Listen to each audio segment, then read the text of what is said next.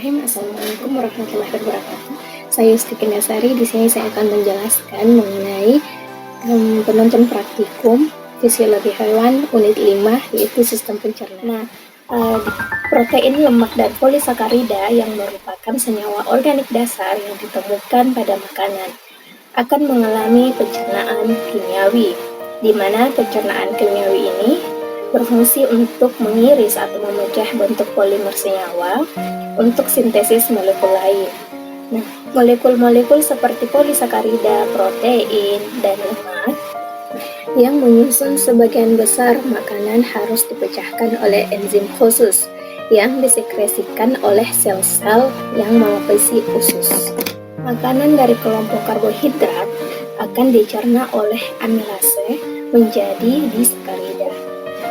Kemudian disakarida ini diuraikan oleh disakaridase menjadi monosakarida, yaitu glukosa. Glukosa hasil pencernaan kemudian diserap oleh usus halus dan diedarkan ke seluruh jaringan tubuh melalui sistem peredaran darah. Sedangkan makanan dari kelompok protein setelah di lambung dicerna kemudian menjadi pepton dan akan diuraikan menjadi asam amino oleh enzim tripsin, kimotrin, dan erepsin.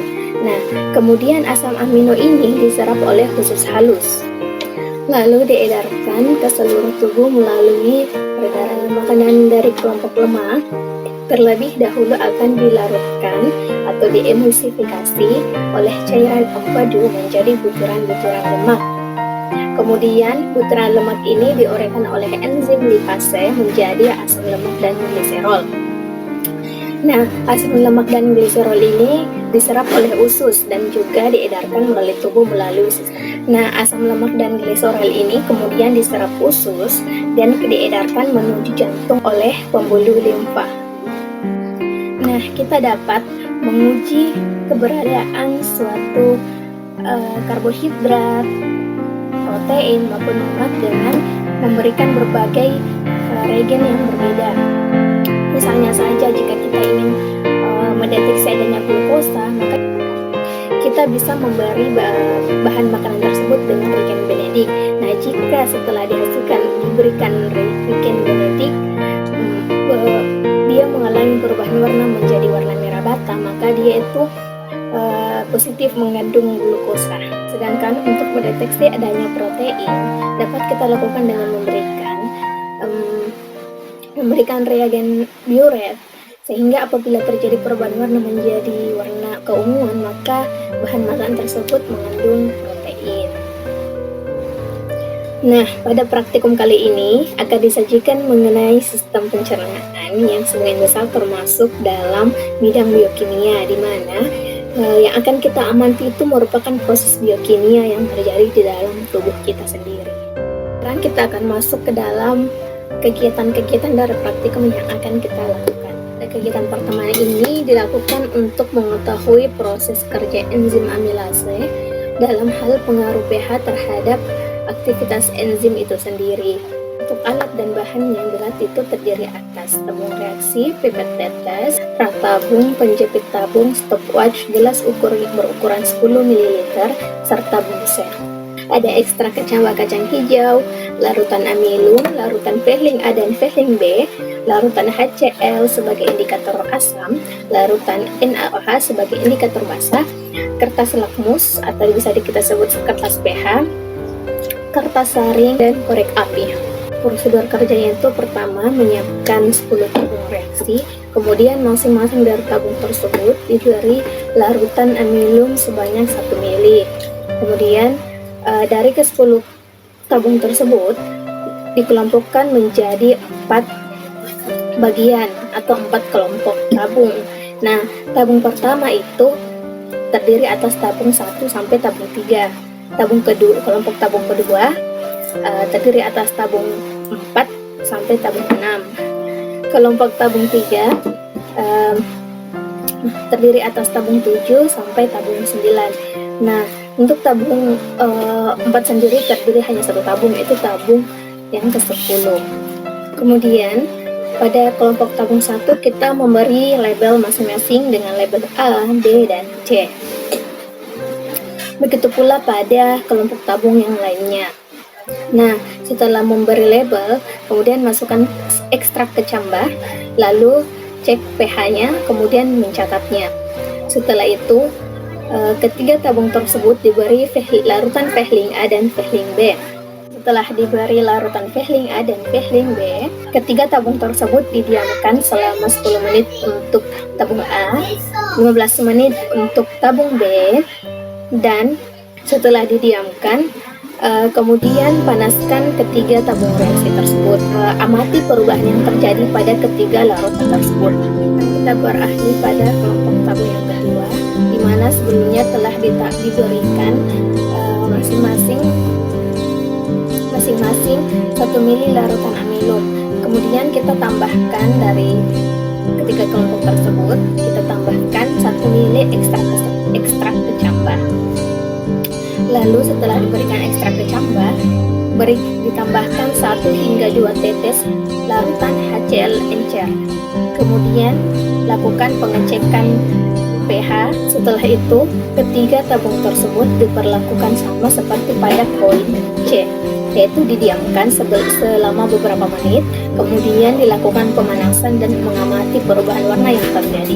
Pada kelompok tabung ketiga, kemudian tambahkan 1 hingga 2 tetes larutan NaOH, kemudian dicek pH-nya.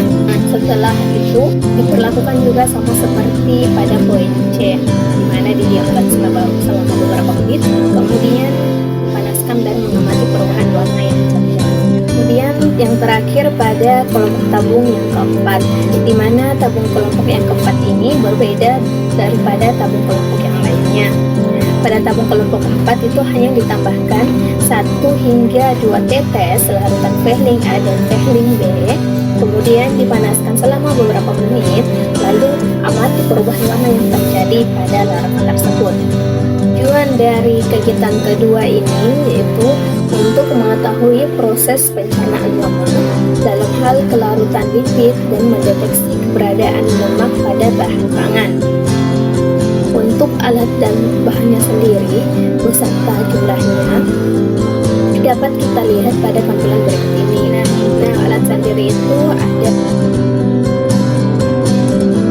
Untuk bahannya sendiri itu ada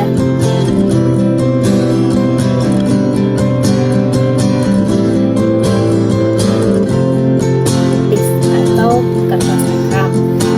Lalu masing-masing dari kertas cekram tersebut ditetesi dengan bahan-bahan uji seperti yang saya telah sebutkan sebelumnya, yaitu ada jus melon, jus alpukat, minyak goreng, margarin, dan minyak zaitun. Kemudian biarkan hingga mengering. Setelah itu, tetesi kembali setiap paper disk tersebut yang telah ditetesi bahan uji dengan reagen sudan 4 sebanyak 2 mili. Lalu diamkan kembali selama 3 menit. Amati perubahan warna yang pertama, siapkan 5 buah tabung reaksi, lalu isi masing-masing tabung tersebut dengan aquades, alkohol 96%, etar, kloroform, dan larutan Na2CO3. Kemudian tambahkan 2 tetes bahan uji ke dalam setiap tabung, lalu homogenkan. Nah, setelah dihomogenkan, diamkan beberapa saat, kemudian amati kelarutannya. Tujuan percobaan kegiatan ketiga yaitu untuk mengetahui proses pencernaan yang terjadi.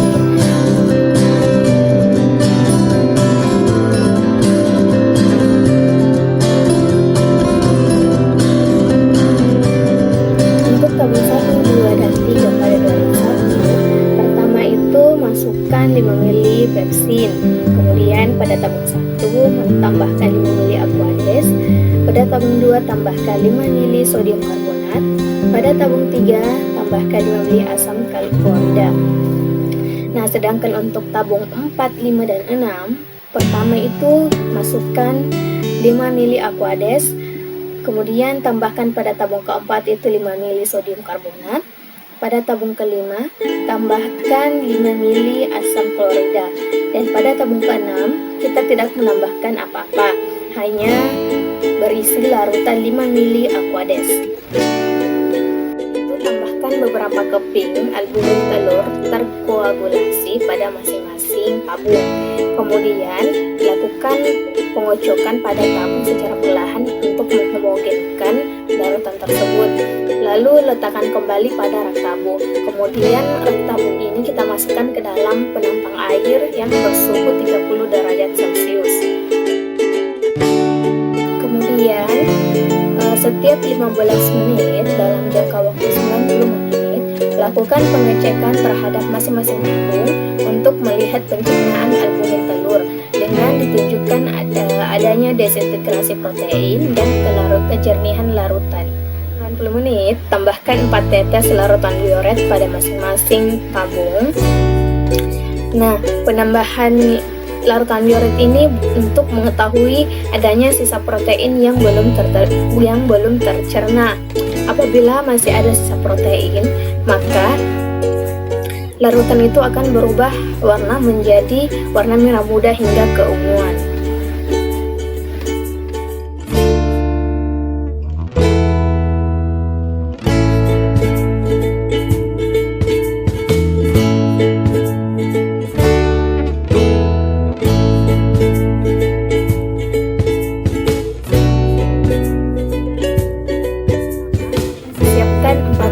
Tabung reaksi, lalu masing-masing dari tabung tersebut masukkan setengah mili larutan tributan, lalu tambahkan 5 tetes larutan NaOH berkonsentrasi 5 mol.